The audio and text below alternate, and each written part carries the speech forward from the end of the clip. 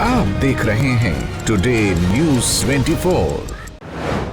नमस्कार, मैं हिना और आप देख रहे हैं टुडे न्यूज़ 24।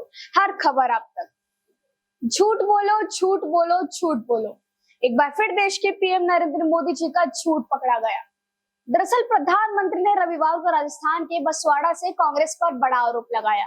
मोदी ने कहा कि अगर कांग्रेस केंद्र में सत्ता में आती है तो वो लोगों की संपत्ति लेकर मुसलमानों को बांट देगी। ये बात मोदी ने कही है, लेकिन राहुल ने अपने मैनिफेस्टो में क्या कहा है ये भी मैं आपको बताऊंगी। इसके अलावा मोदी ने पूर्व मनमोहन सिंह के बयान का भी हवाला दिया, लेकिन जो बातें मोदी ने कही वो अधूरी हैं। मनमोहन सिंह ने क्या कहा ये भी हम आपको बताएंगे। मोदी ने मनमोहन सिंह के बयान का जिक्र करते हुए कहा कि उन्होंने कथित तौर पर कहा था कि देश के संसाधनों पर पहला हक अल्पसंख्यक समुदाय का है। पीएम ने कहा कि ये अर्बन नक्सल वाली सोच है। मेरी माताओं बहनों, ये आपका मंगलसूत्र भी बचने नहीं देंगे। इस हद तक चले जाएंगे। मोदी के इस बयान के बाद एक बार फिर देश की राजनीति गर्मा गई है। कांग्रेस अध्यक्ष मल्लिकार्जुन खड़गे ने इसे हेट स्पीच की संज्ञा दी। उन्होंने कहा कि आज मोदी जी के बौखलाहट भरे भाषण से दिखा कि प्रथम चरण के नतीजों में इंडिया जीत रहा है। राज्यसभा सांसद कपिल सिब्बल ने मोदी से पूछा कि ये कैसी राजनीति और संस्कृति है। पीएम मोदी ने रविवार को राजस्थान में ताबड़तोड़ रैलियां की। बसवाड़ा में जनसभा को संबोधित करते हुए मोदी ने कहा कि ये कांग्रेस का घोषणा पत्र कह रहा है कि वो माताओं बहनों के सोने का हिसाब करेंगे, उसकी जानकारी लेंगे और फिर उस संपत्ति को बांट देंगे और उनको बांटेंगे जिनके बारे में मनमोहन सिंह की सरकार ने कहा था कि संपत्ति पर पहला अधिकार मुसलमानों का है। मोदी ने कहा कि पहले जब उनकी सरकार थी उन्होंने कहा था कि देश की संपत्ति पर पहला अधिकार मुसलमानों का है। इसका मतलब ये संपत्ति इकट्ठी करके किसको बांटेंगे? जिसके ज्यादा बच्चे हैं उनको बांटेंगे, घुसपैठियों को बांटेंगे। आपकी मेहनत की कमाई का पैसा घुसपैठियों को दिया जाएगा। क्या आपको ये मंजूर है? आप इस वीडियो पर भी नजर डालें। देंगे। और पहले जब उनकी सरकार थी उन्होंने कहा था कि देश की संपत्ति पर पहला अधिकार मुसलमानों का है। इसका मतलब ये संपत्ति इकट्ठी करके किसको बांटेंगे? जिनके ज्यादा बच्चे हैं उनको बांटेंगे। घुसपैठियों को बांटेंगे। क्या आपकी मेहनत की कमाई का पैसा घुसपैठियों को दिया जाएगा? आपको मंजूर है? ये कांग्रेस का मैनिफेस्टो कह रहा है कि वो माताओं बहनों का सोने का हिसाब करेंगे, उसकी जड़ती करेंगे, जानकारी लेंगे और फिर उस संपत्ति को बांट देंगे। अब हम आपको बताएंगे कि राहुल गांधी ने असल में अपने मैनिफेस्टो में क्या कहा था।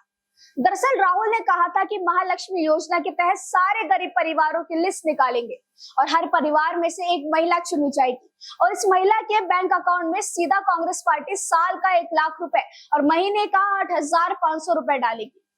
इसमें किसी एक समुदाय की बात नहीं की गई। मोदी का ये झूठ साफ पकड़ा गया। अब दूसरी ओर मनमोहन जी ने क्या कहा था ये भी जान लीजिए। मनमोहन सिंह ने कहा था कि मेरा मानना है कि हमारी सामूहिक प्राथमिकता स्पष्ट है। कृषि, सिंचाई, जल संसाधन, स्वास्थ्य, शिक्षा, ग्रामीण बुनियादी ढांचे में महत्वपूर्ण निवेश और सामान्य बुनियादी ढांचे के लिए आवश्यक सार्वजनिक निवेश की जरूरत है। साथ ही अनुसूचित जाति, अनुसूचित जनजाति, अन्य पिछड़े वर्गों के उद्यान के लिए कार्यक्रम, अल्पसंख्यक और महिलाओं और बच्चों के लिए कार्यक्रम, अनुसूचित जातियों, अनुसूचित जनजातियों के लिए योजनाओं को पुनर्जीवित करने की जरूरत है। हमें नई योजना लाकर यह सुनिश्चित करना होगा कि अल्पसंख्यकों का और खासकर मुसलमानों का भी उद्यान हो सके, विकास का फायदा मिल सके। इन सभी का संसाधनों पर पहला दावा है।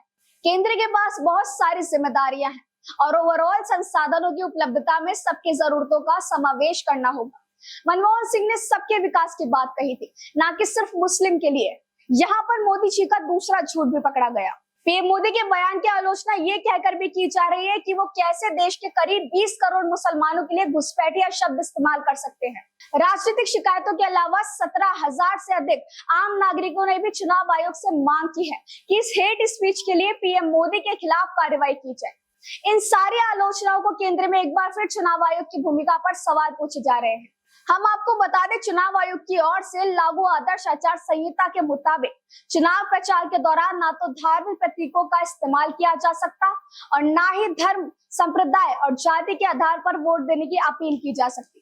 आचार संहिता के मुताबिक किसी भी धार्मिक या जातीय समुदाय के खिलाफ नफरत फैलाने वाले भाषण देने या नारे लगाने पर भी रोक है।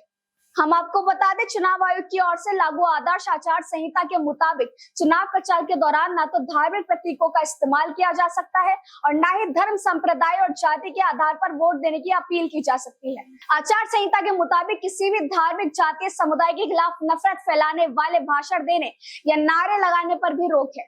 इन नियमों का हवाला देते हुए विपक्ष और सोशल मीडिया पर कुछ लोग पीएम मोदी पर कार्रवाई की मांग कर रहे हैं।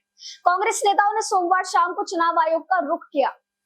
तो मोदी जी की इस हेट स्पीच पर आपकी क्या राय है, हमें कमेंट करके जरूर बताइएगा और हमारे चैनल टुडे न्यूज़ 24 को सब्सक्राइब करें और लाइक करना बिल्कुल ना भूलें।